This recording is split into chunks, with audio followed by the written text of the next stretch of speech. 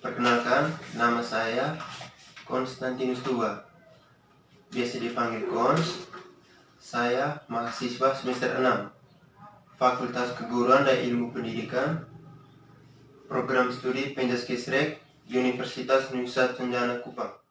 Baik, di video kali ini saya akan mempresentasikan mata kuliah evaluasi pembelajaran di jurnal 1 untuk memenuhi syarat nilai puas ujian akhir semester.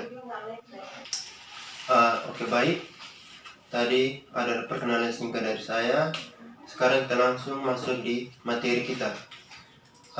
Di evaluasi pembelajaran ini ada 3 hal penting yang harus diperhatikan. Yang pertama yaitu ada pengukuran, yang kedua ada penilaian, dan yang ketiganya adalah evaluasi.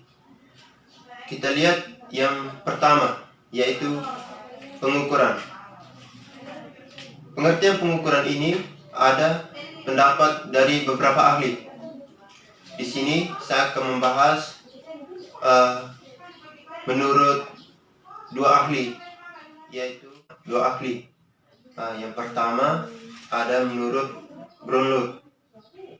Pengukuran adalah suatu kegiatan atau proses untuk memperoleh deskripsi numerik dan tingkatan derajat karakteristik yang dimiliki oleh individu.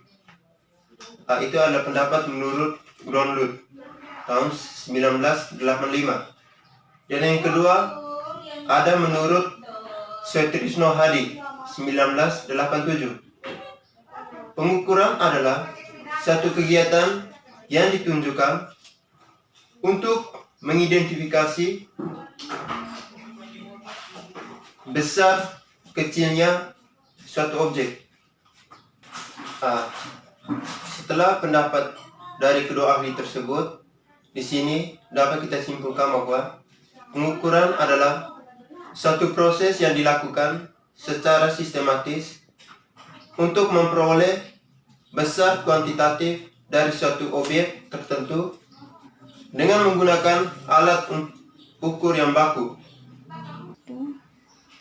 Oke, baik. Itu tadi adalah pengertian dari pengukuran. Sekarang kita lanjut yang berikutnya, yaitu penilaian. Di sini penilaian juga saya ambil menurut 2 ahli. Yang pertama ada menurut Dede Sutrasi dan Kadrasa 1986. Penilaian adalah suatu proses penentuan nilai, penentuan kekuatan dari seseorang yang sifatnya menyeluruh sehingga mutu dari sesuatu atau seorang dapat diketahui.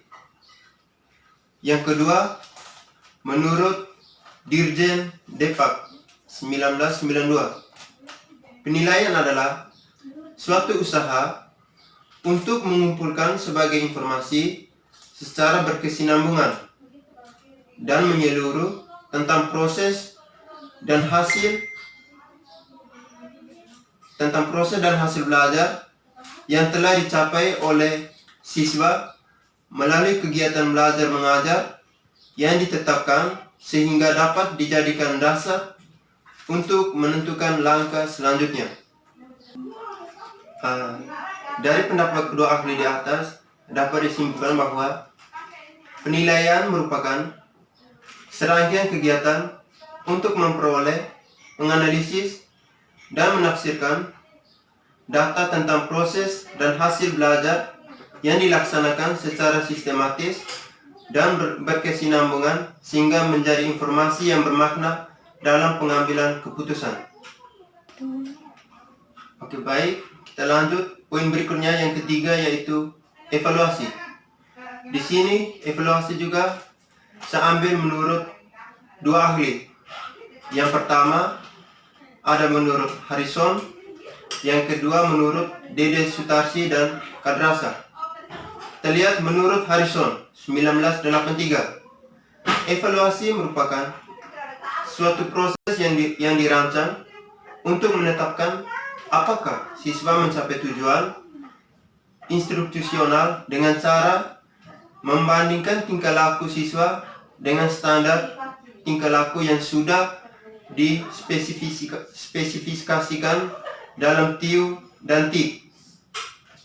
Yang kedua, menurut Dede Sutarsi dan Kadarsa, evaluasi merupakan suatu penentuan nilai dan penentuan kekuatan dari seseorang yang sifatnya menyeluruh sehingga mutu dari seseorang dapat diketahui.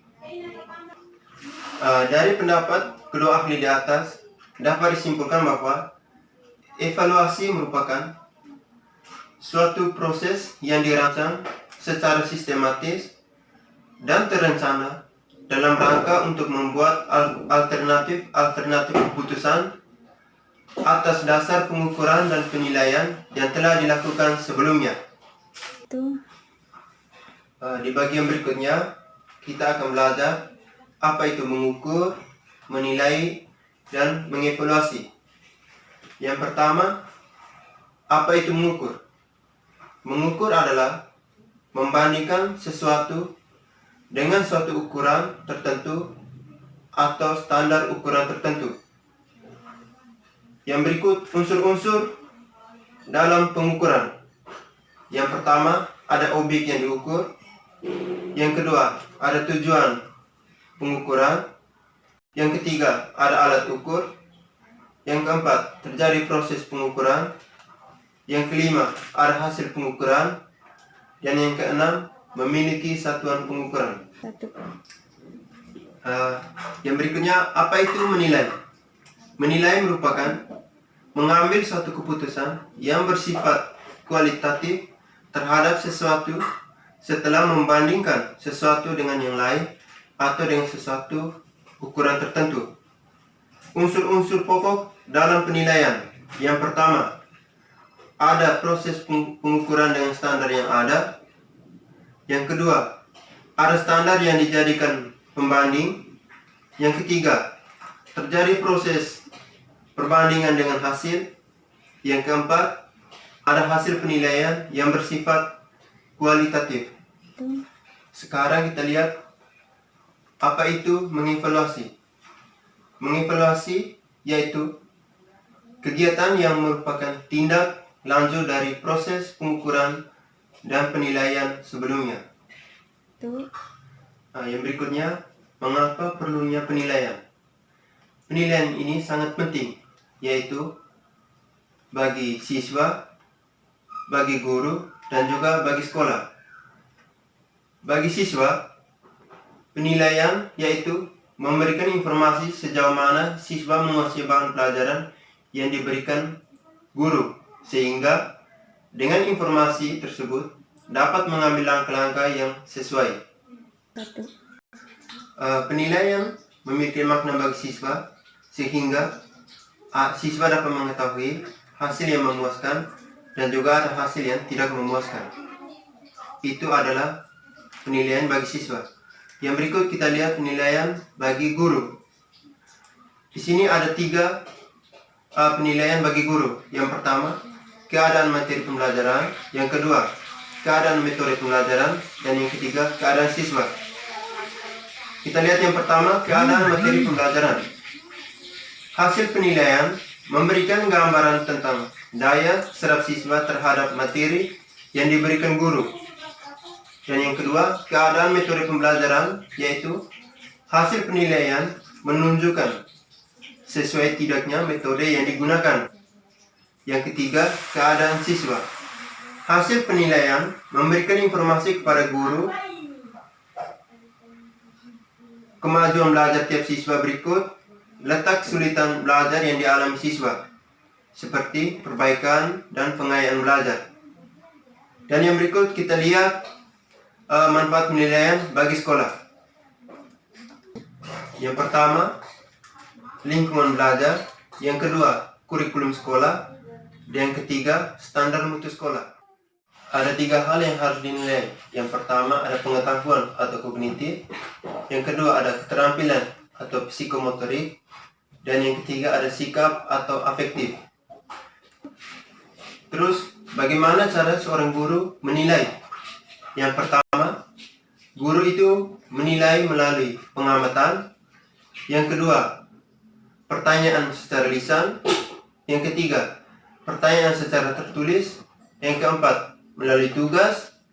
Yang kelima, melalui ujian atau tes. Dan yang keenam, melalui presensi. Sekarang kita lihat alat-alat penilaian atau evaluasi. Yang pertama, ada tes. Tes merupakan alat atau suatu prosedur yang digunakan untuk mengetahui atau mengukur sesuatu dalam suasana, cara, dan aturan-aturan yang sudah ditentukan. Berdasarkan fungsinya, tes dibedakan menjadi 4. Yang pertama, ada tes Pendapatan. Yang kedua, ada tes formatif. Yang ketiga, ada tes sumatif. Dan yang keempat, ada tes diagnostik. Yang berikut standar yang digunakan dalam evaluasi pembelajaran. Yang pertama, ada acuan norma atau kelompok. Dan yang kedua, ada acuan patokan.